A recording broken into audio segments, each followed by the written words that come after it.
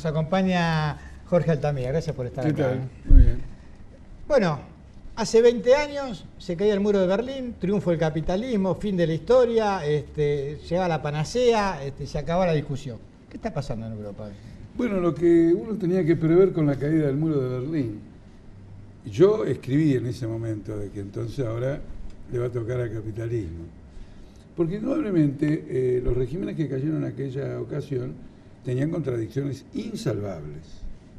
Su destino estaba jugado. Lamentablemente para nosotros, el que le puso fin fue el gran capital internacional. Nosotros hubiéramos querido que ese fin de esos regímenes lo provocaran los propios pueblos. ¿Se entiende? Es decir, en una palabra, una salida por la izquierda, no una salida por la derecha. Pero eran el derrumbe de esos regímenes, ellos estaban expresando una profunda crisis capitalista. A ver, acá hubo una crisis mundial enorme en la década del 70. En el año 86 hubo una caída de la bolsa que sacudió todo. Después empezaron las crisis asiáticas. Es decir, el proceso de derrumbe capitalista en los últimos 30 años fue subiendo. Argentina es un pico de esa crisis y Argentina es el modelo de todas las crisis. Todas las sufrimos nosotros.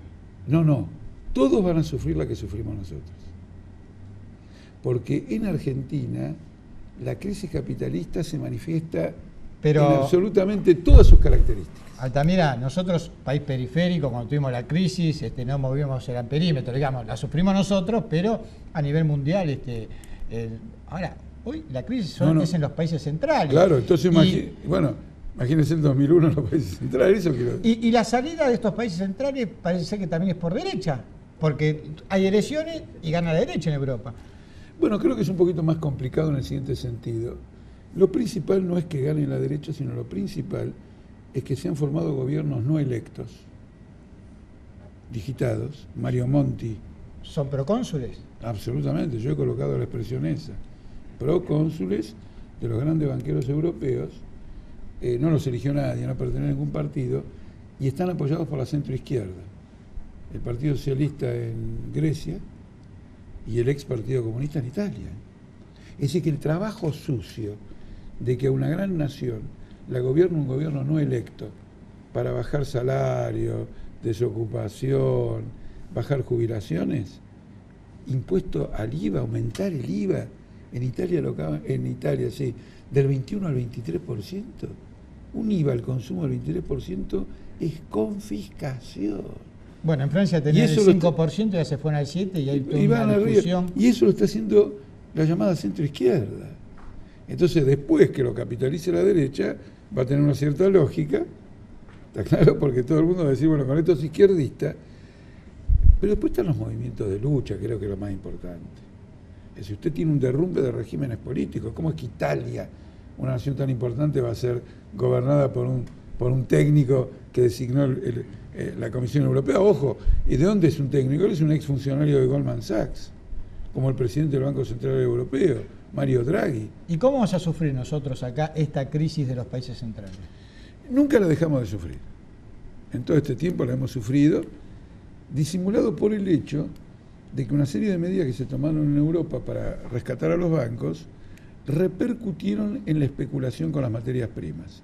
Para hacerlo fácil, el derrumbe del dólar, que ha perdido un 70% de su valor en los últimos años, se reflejó en una zona de la soja, del cobre, del oro.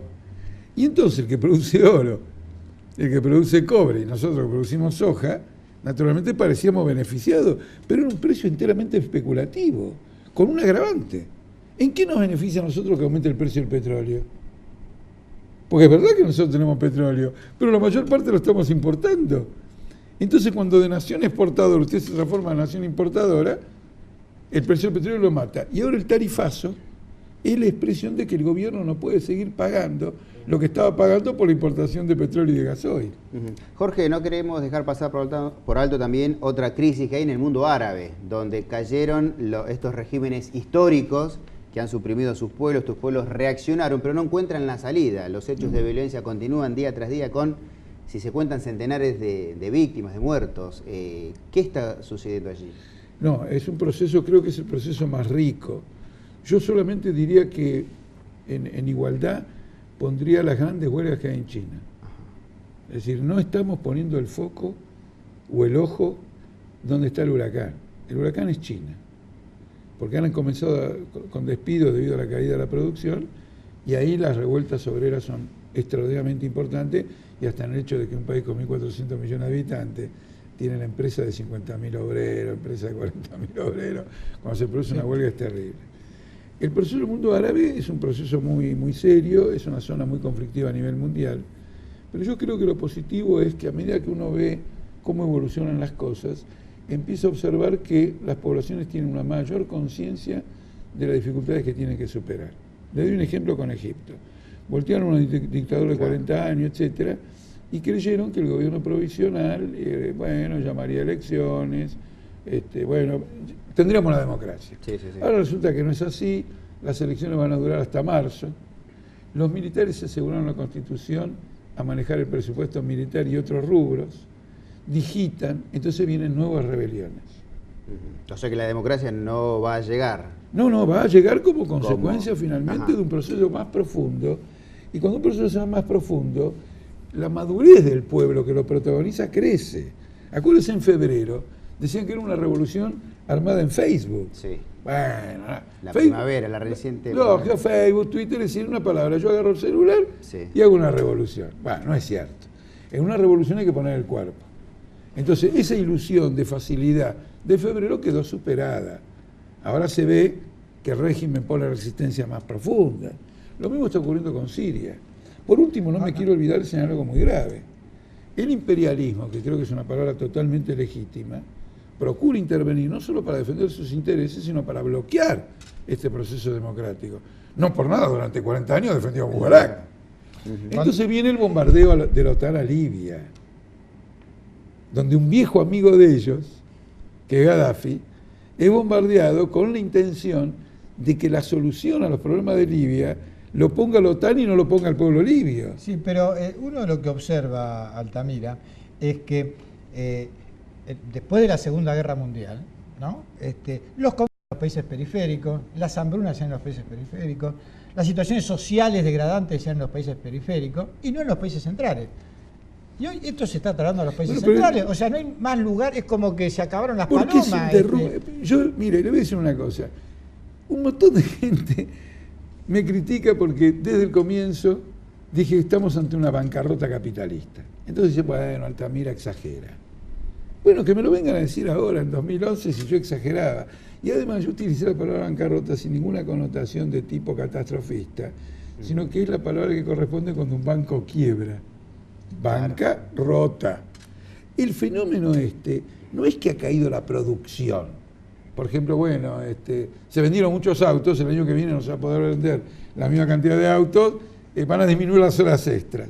Acá se ha quebrado el sistema financiero y quiero advertirles que no tiene solución en las actuales circunstancias porque ningún Estado tiene los recursos para salvar un sistema financiero de 500 billones de dólares.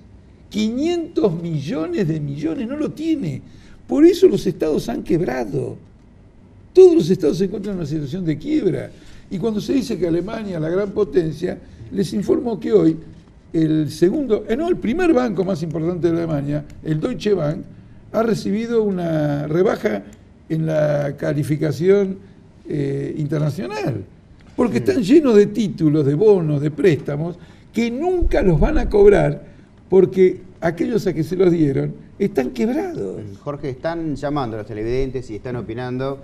El caso de Malvina de San Antonio de Padua hace referencia al segundo mandato de Cristina, dice que las fiestas se pagan y en el segundo mandato la van a cobrar. Y Ángela de Tuizangó pregunta si Argentina está preparada para sortear una posible crisis por la caída del euro y los países de Europa y China. Bueno, hay una cosa que es elemental.